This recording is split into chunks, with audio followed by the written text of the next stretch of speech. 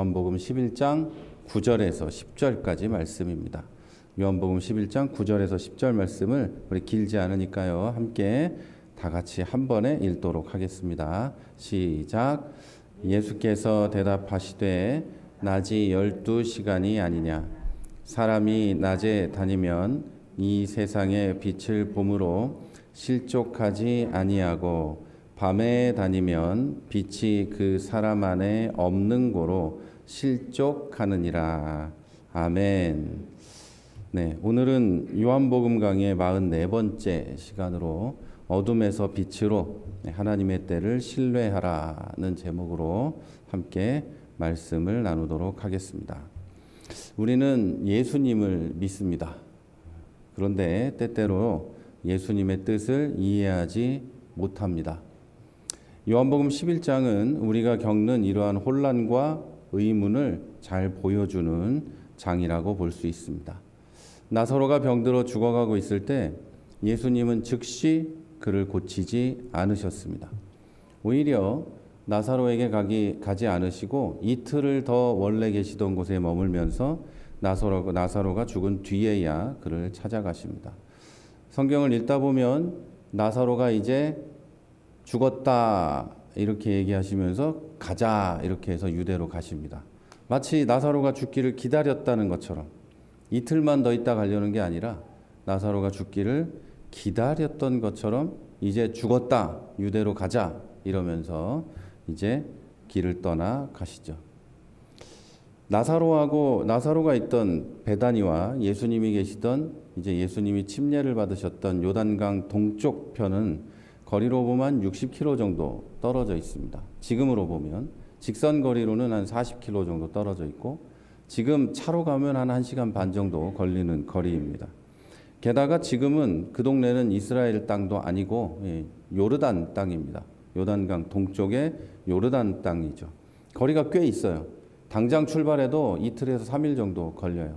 그러니까 예수님이 소식을 듣고 이틀 정도 지나고 이틀 정도 걸려서 갈 거니까 이제 4일, 이제 죽은 지 4일 정도 되는 거죠. 그런데 예수님은 그 먼 거리를 이제 그렇게 시간을 보낸 뒤에 가셨어요. 자, 우리는 예수님이 왜 그러셨는지 의문을 품습니다. 근데 성경에는 하나님의 영광을 위해 하나님의 예수님의 뭐를 위해 이렇게 써 있고 우리가 내용을 알기 때문에 그 내용을 충분히 이해하기 때문에 그런 목적이 있었구나 하지만 그 당시에 가족들과 사람들은 그런 생각을 할 수가 없죠.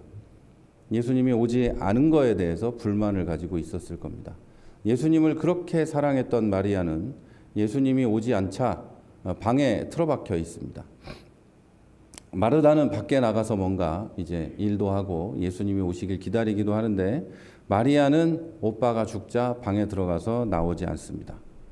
그리고 마르다가 예수님이 오신다고 하자 나가서 예수님에게 당신이 여기 있었다면 우리 오빠가 죽지 않았을 겁니다. 이렇게 얘기하죠.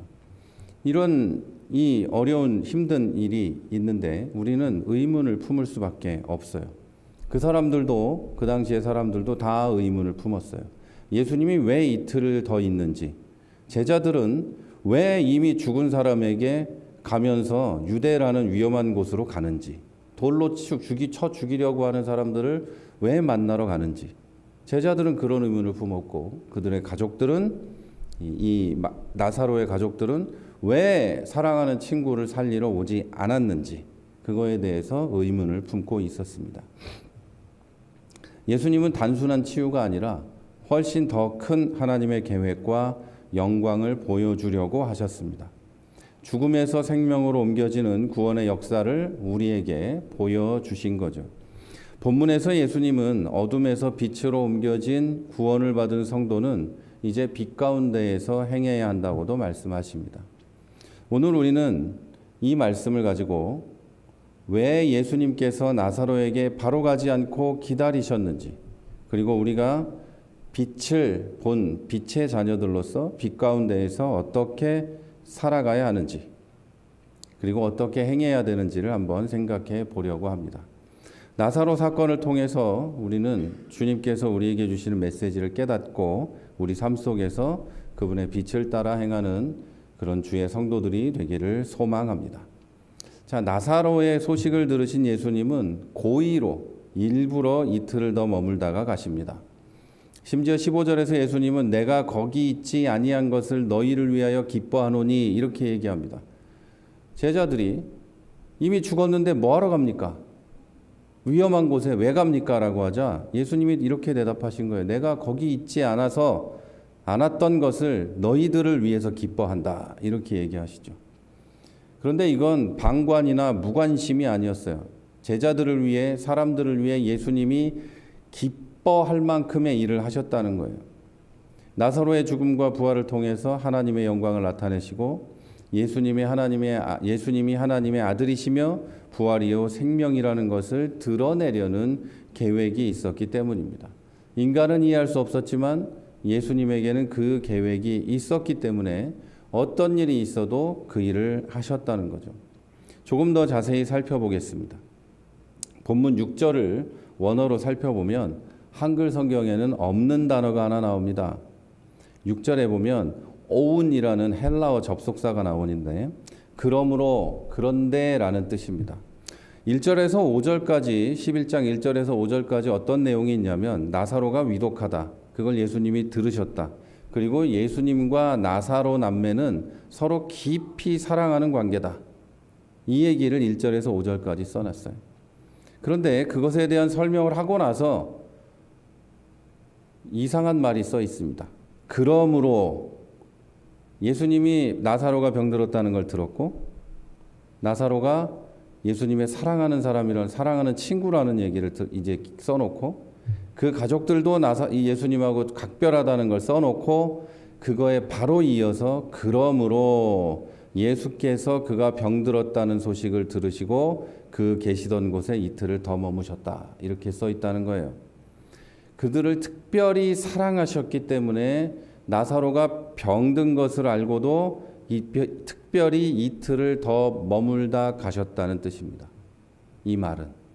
그러니까 그냥 다른 일 때문에도 아니고 어떤 하나님의 영광, 이 기적을 보여가지고 내가 영광을 보여야겠다. 이것도 아니고 그들을 특별히 사랑해서 그러므로 이틀을 더 머무셨다고 성경이 얘기하는 겁니다.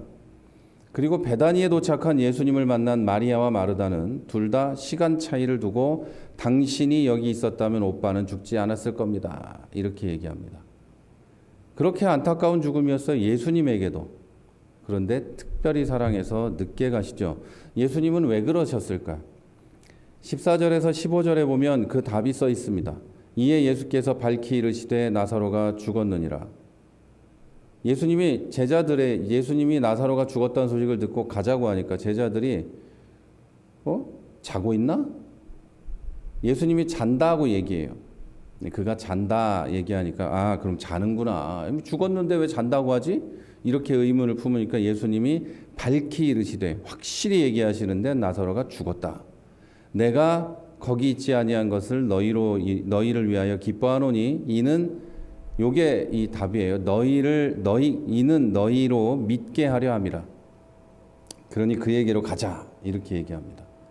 그가 죽었고 확실히 죽었고 내가 거기 있지 아니한 것을 너희를 위해서 기뻐하는데 왜냐하면 너희가 믿게 하기 위해서 그런다. 이렇게 얘기하신 거예요. 이미 나사로는 죽었고 내가 거기 있어서 나사로의 병을 고치지 않고 너희가 그 죽은 자가 살아나는 것을 보게 되는 것을 기뻐한다. 너희 때문에 내가 기쁘다. 이렇게 얘기하신 거죠.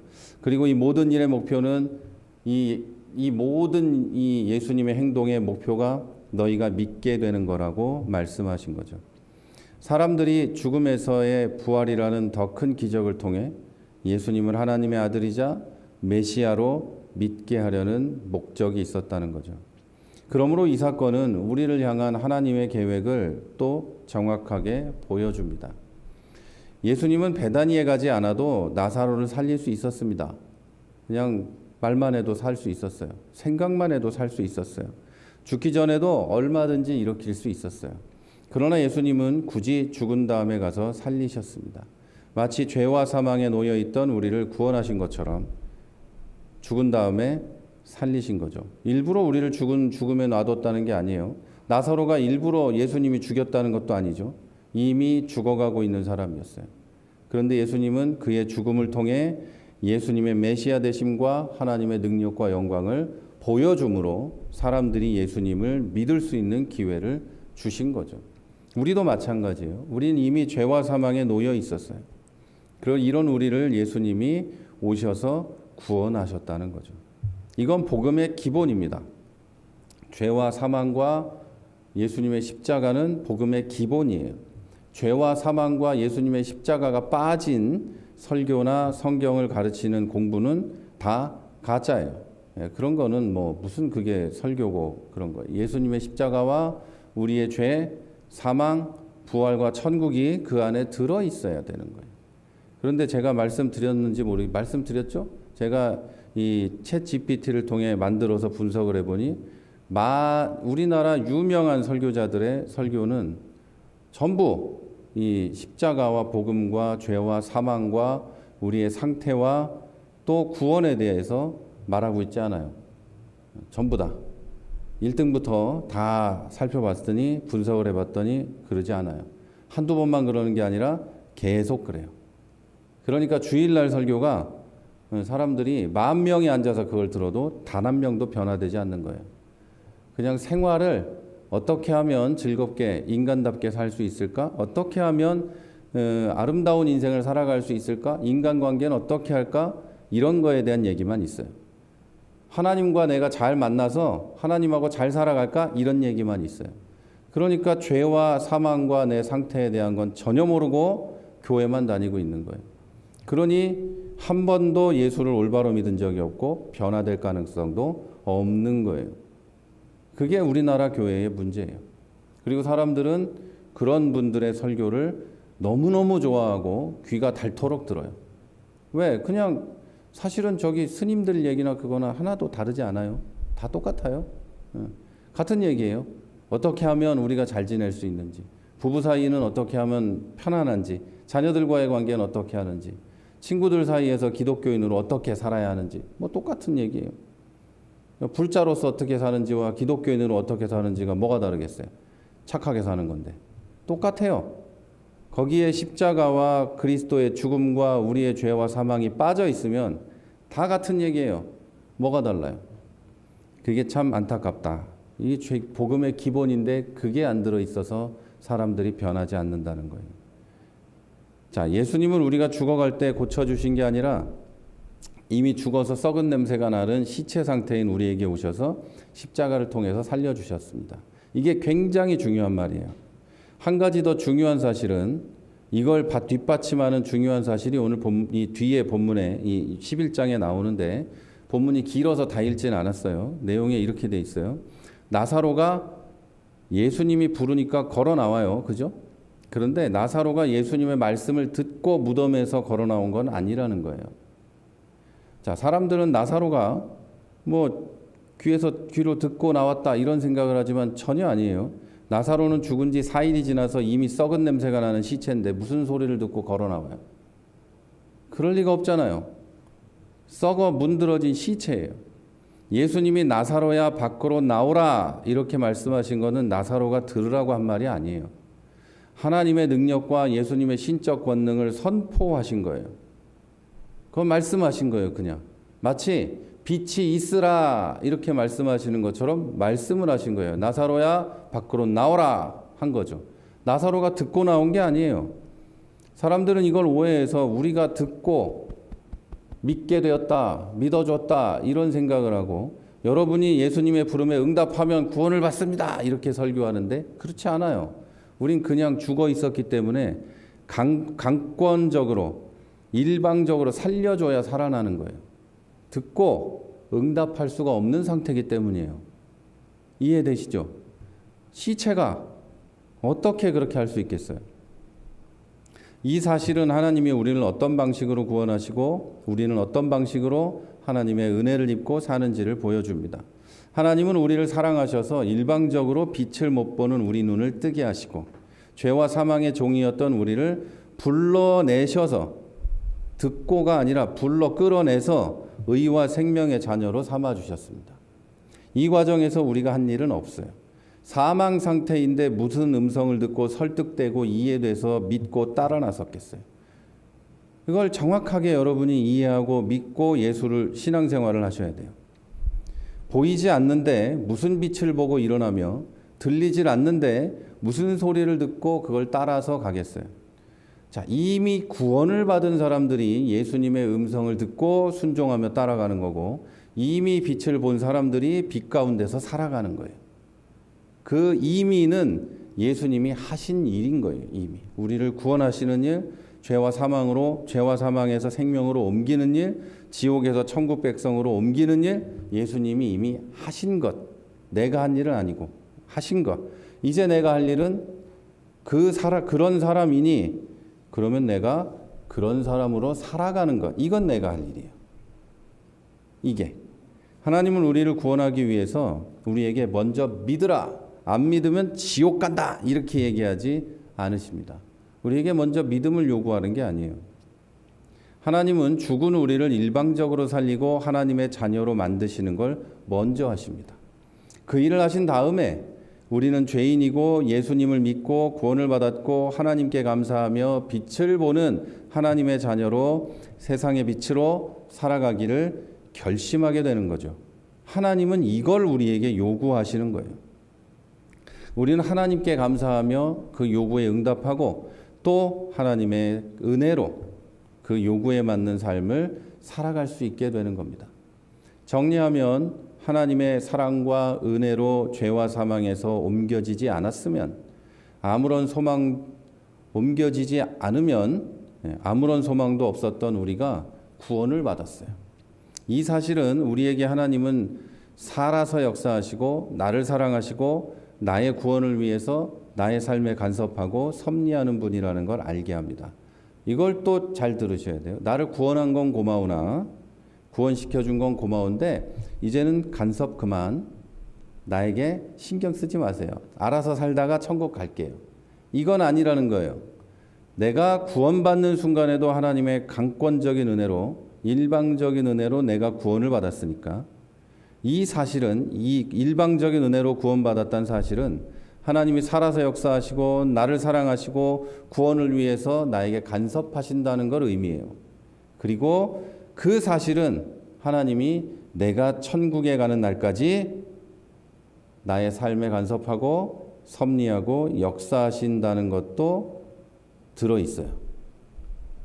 내가 구원받은 것만 끝이 아니라는 거예요. 이 순서를 기억하셔야 돼요.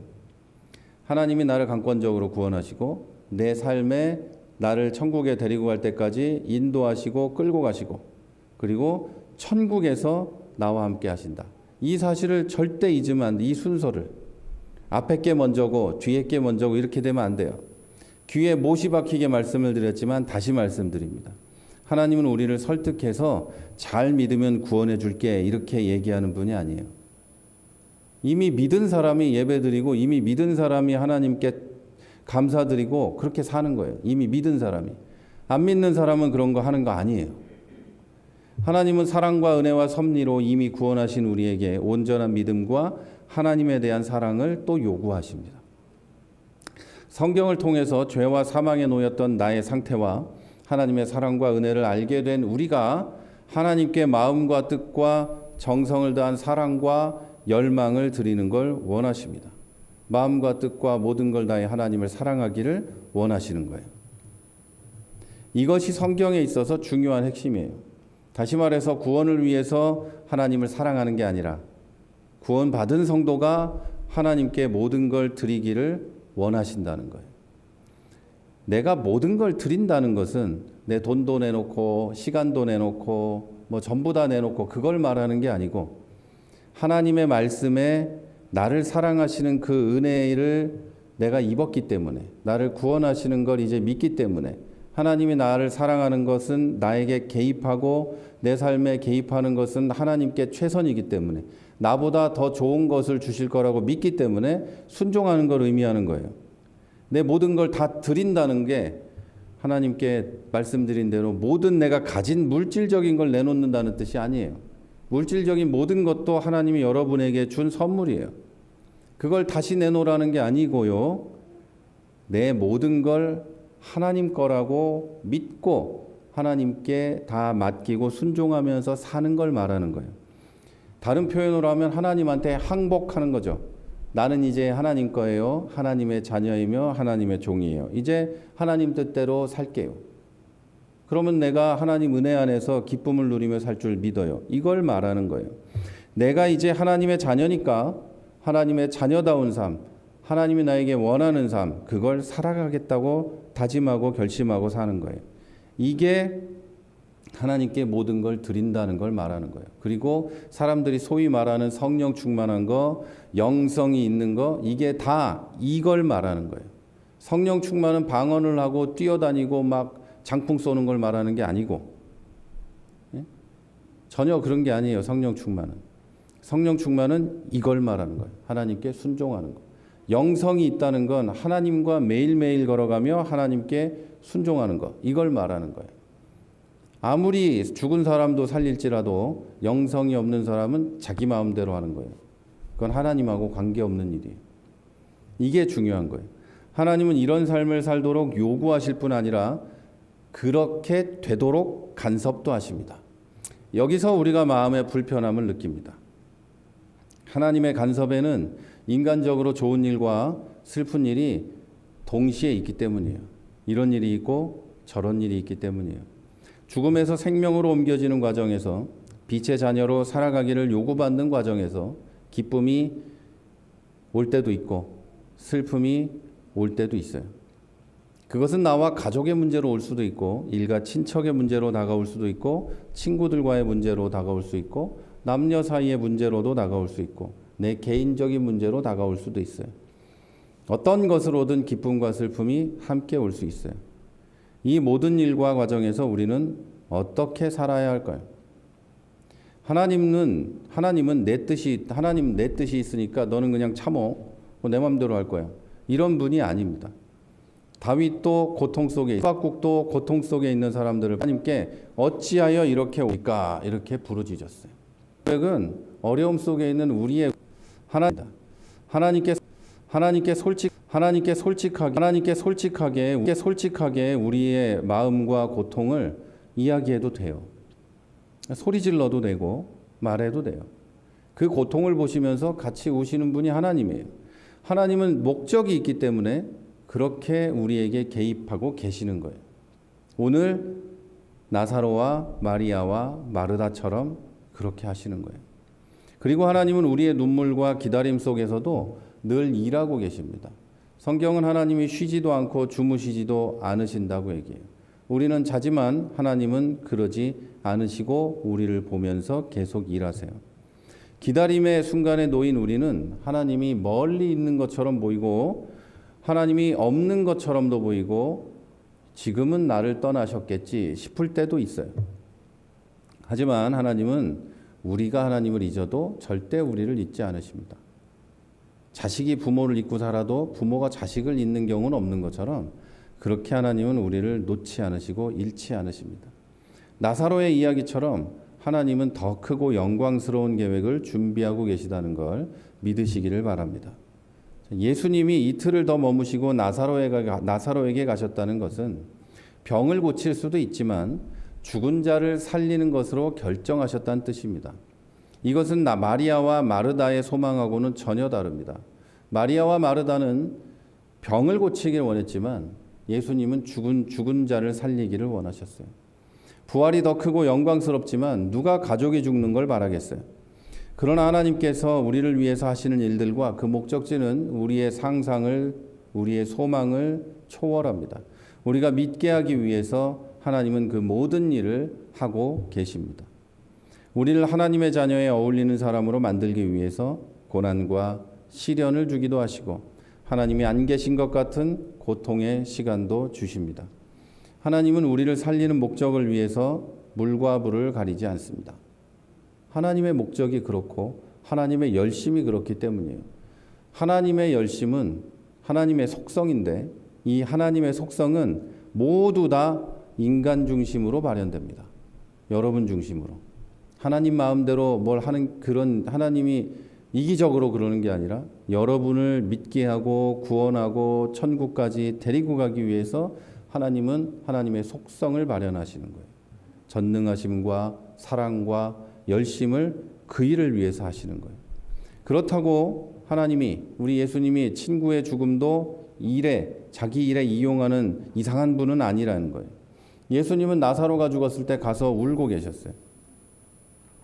하지만 예수님은 우리의 최종적인 상태, 곧 하나님 자녀의 최고의 상태를 만들기 위해서 지금의 결단과 고난과 슬픔도 허락하신다는 거예요. 반대로 우리의 기쁨과 행복도 허락하시는 거죠. 그러면 하나님의 자녀의 최고의 상태는 어떤 상태일까요? 바로 빛 가운데로 걸어다니는 상태입니다.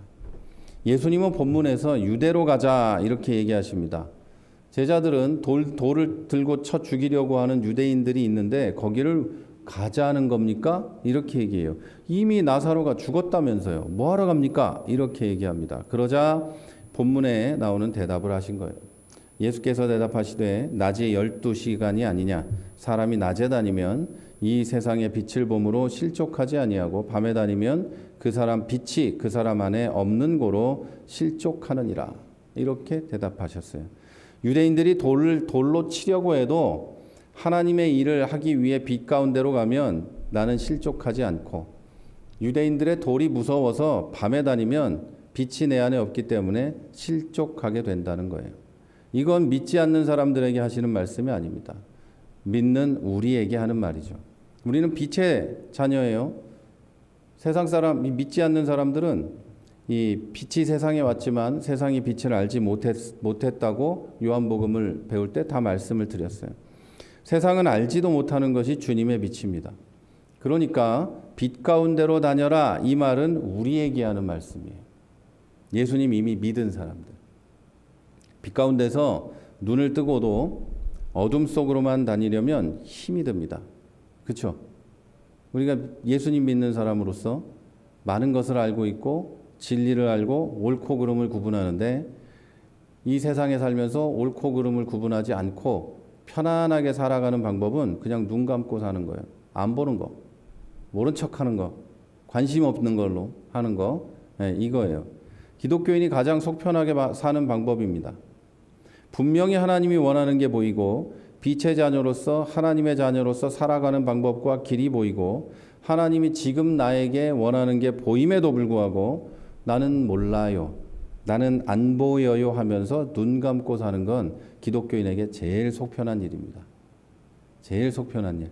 자, 사랑하는 여러분은 눈을 뜨고 살지 감고 살지, 지금 뜨고 계신지 감고 계신지 자기를 살펴봐야 합니다. 나는 하나님이 원하는 게 있는데 그걸 나는 몰라요 하고 눈을 감고 있는가? 아니면 하나님이 원하는 게 있으면 그게 유대인에게 돌로 맞는 거라고 할지라도 하나님이 원하는 일을 하는가? 그거에 따라 하나님 자녀의 최고의 상태가 구분이 됩니다. 그리고 하나님께 순종하는 사람이 구분이 되고 구원받은 성도가 구분이 되고 성령의 열매를 맺는지가 구분이 되는 거예요. 또 하나 말씀드릴까요? 성령의 9가지 열매가 있죠. 9가지가 쫙 있어요. 사랑과 희락과 화평과 오래 참음과 기타 등등 쭉 있어요. 근데 이 성령의 열매는 한 번에 맺어집니다. 포도송이처럼 이렇게 하나로. 그래서 성령의 열매 그림은 포도송이로 이렇게 돼 있죠. 이거 맺고 내년엔 이거 맺고 하는 게 아니고 한 번에 맺어지는 거예요. 한 번에. 그런데 이거 한 번에 맺으려면 어떻게 해야 될까요? 아주 쉬워요. 눈 뜨고 하나님이 원하는 거에 순종하면 그날로 맺을 수 있어요. 그날로. 그리고 구원받은 사람과 구원받지 않은 사람의 그 차이는 열매로 구분할 수 있다고 성경은 얘기하고 있어요. 그 열매가 바로 이걸 말하는 거예요. 열매가 하루에 몇 명 전도하니 교회가 어느 날 갔더니 50명씩 매주 등록하더니 이런 게 아니고 그 사람과 그 성도가 열매를 맺는가, 이 성령의 열매를 맺는가, 이것이 그 사람이 진짜인가 가짜인가를 구분하는 거예요. 이걸 하는 방법은 말씀드렸죠. 여러분이 피나는 노력으로 하는 게 아니에요. 포도나무이신 예수님에게 딱 붙어가지고 가지인 내가 가만히 있으면 딱 붙어서 순종하면서 가만히 있으면 이 열매는 자동인 거예요. 자동으로 맺는 거예요. 노력할 일이 아니에요. 순종만 하면 돼요. 어떻게? 눈 딱 뜨고 원하는 일을 하나님이 하라고 하신 일을 거부하지 않고 몰라요 하지 않고 하는 거예요. 그렇게 하면 열매는 맺게 돼 있어요. 근데 사람들이 여기서 다 부딪혀요. 하나님이 원하는 것과 내가 원하는 게 차이가 너무 크기 때문이에요. 이게 크기 때문에. 그래서 열매를 맺지 못하고 그래서 종종 하나님을 원망하고 하나님을 미워하게 되는 거예요. 모든 핑계를 저도 많이 들어봤어요. 못한다는 핑계를. 그런데 전부 다 근본적인 원인은 거기에 있어요. 내가 원하는 것과 하나님이 원하는 것의 차이가 너무 크다. 이게 너무 커서 그거를 극복할 수 없다. 그래서 순종하지 못하고 그래서 기쁨이 없는 신앙생활을 하게 돼요. 자, 여러분, 오늘은 죽은 나사로를 무덤에서 일으키신 예수님에 대해서 배웠어요. 그리고 그것처럼 일방적으로 우리를 구원하신 하나님에 대해서도 배웠어요. 다시 말씀드리지만 나사로는 예수님 말씀을 듣고 나온 게 아닙니다. 못 듣는 상태였죠. 그런데 예수님이 그냥 일으켜 세워서 나오라고 하신 거예요. 그와 같이 하나님은 우리의 눈을 뜨게 해주고 빛으로 인도하셨어요. 그러면서 오늘 본문에서 예수님은 이렇게 묻고 계신 거예요. 자, 너의 눈도 뜨게 해주고 빛으로 인도했는데 왜 아직도 고의로 눈을 감고 있냐? 이렇게 묻고 계시는 거예요. 여러분이 해야 하는 하나님의 일은 눈을 뜬 여러분 개개인이 세상에 나가서 빛의 자녀로 사는 겁니다. 성령의 열매를 맺기 위해 하나님께 모든 것을 맡기고 하나님이 원하는 삶을 살아가는 겁니다. 자, 다시 말씀드리지만 하나님이 원하는 것은 여러분이 돈을 많이 내는 건 아니에요. 많이 내면 좋겠지만 돈 많이 내라는 게 아니에요. 그것 때문에 사람들이 많이 부딪히는 거예요. 교회 와서 살으라는 것도 아니에요. 그것 때문에 사람들이 다 부딪히는 거예요. 왜? 교회들이 그렇게 얘기했으니까. 그게 아니에요. 돈이나 시간을 내는 건 제일 쉬운 거라고 늘 말씀드리는 거죠. 그게 아니고 여러분 인생이 하나님의 거라고 인정하고 사시라는 거예요. 여러분의 삶이 하나님의 거라고. 이게 여러분 개인의 삶이에요. 죄와 사망에 놓여있던 여러분을 일으켜 살리시고 영원한 하나님의 나라를 약속하시고 하나님의 자녀를 삼으신 여러분에게 하나님이 요구하시는 건 이거 하나입니다. 이제 눈을 뜨고 하나님의 자녀로 사는 것, 이걸 하나님이 원하십니다. 자꾸 어둠에서 눈 감고 다니면서 넘어지지 말고 눈 뜨고 빛 가운데 빛이신 하나님이 인도하시는 곳으로 다니라. 이게 하나님이 원하시는 겁니다. 빛을 발하여 주위에 여러분의 빛을 보여주시기 바랍니다. 그러기 위해서 여러분이 그렇게 살게 하기 위해 또 여러분이 성화되어 가기를 원하면서 최고의 사랑과 은혜와 능력으로 여러분을 인도해 가시는 하나님께 모든 것을 맡기시기를 부탁드립니다. 그래서 여러분의 삶이 하나님의 은혜와 하나님의 사랑과 하나님의 충만한 빛으로 가득하게 되시기를 주님의 이름으로 축원합니다.